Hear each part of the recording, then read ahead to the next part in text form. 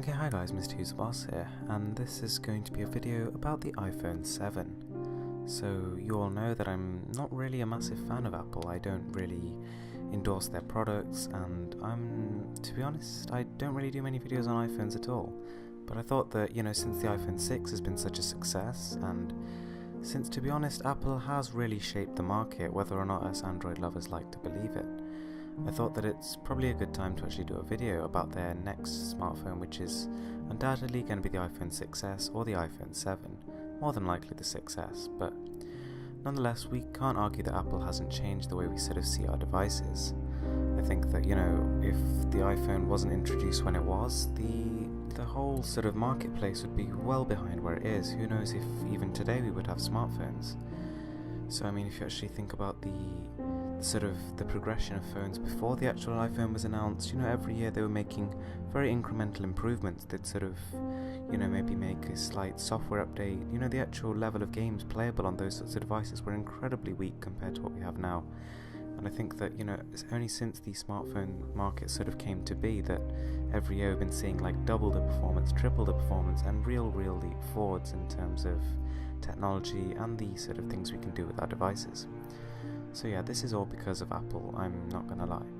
Android has obviously sped up the process in recent years, but I think that it really does boil down to Steve Jobs and the team behind him at the time of the release of the original. So, Apple has made a lot of progress since the first phone came out. Their software has evolved over time from iOS 1 to iOS 8. And although it may seem to some that there's only really been one big change, which came iOS 7, the sort of way the iPhone looks, to be honest, there's been a lot of big improvements throughout. I think that, a lot of the software innovation and stuff has actually come sort of beside the new iPhone releases. I would say that, to be honest, they've actually added useful features at every single stage of the iPhone sort of cycle. So, probably the first time the screen size has really taken a big step forward is with the iPhone 6 and the iPhone 6 Plus, which have recently been released, and, they've sold amazingly. I think that on launch day there were some iPhone 6s selling for over £1,000 on eBay, just because, these avid Apple fans really wanted to get their hands on them, and that was the only way. So the iPhone 7 is something that I have really high hopes for. I think that, just looking at what they've done with the Apple iPad Air 2, they really can make a thin device. Apple really know what they're doing here in terms of engineering.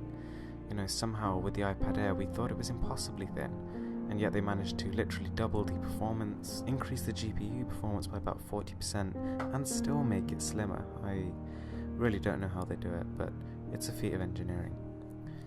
Now in the next iPhone, I don't want to see a higher resolution display. I don't want to see, lots of gimmicky new features. I don't want to see enhanced fingerprint sensor control and that kind of thing.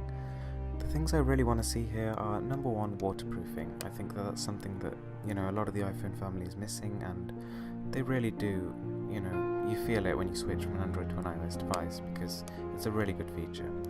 I think that the camera lens really needs to actually take a step up in terms of size. There's only so far that many megapixels can go before they start to become limited by the size and quality of the sensor.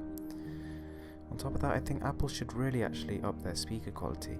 Considering the iPhone and the iPod sort of line is basically their trademark and their whole flagship music listening device line, I think that they should really pay more attention to how music sounds. I think that they should build in a real top-notch equalizer, probably a digital amp as well, to improve the sound quality to its optimal level. And last of all, shatterproof. The amount of people I see with smashed iPhone screens, it's ridiculous. Even iPhone 6, iPhone 6 Plus, none of them have really stood the test of time like a lot of Android devices have, and I think that's one place Apple really needs to work on.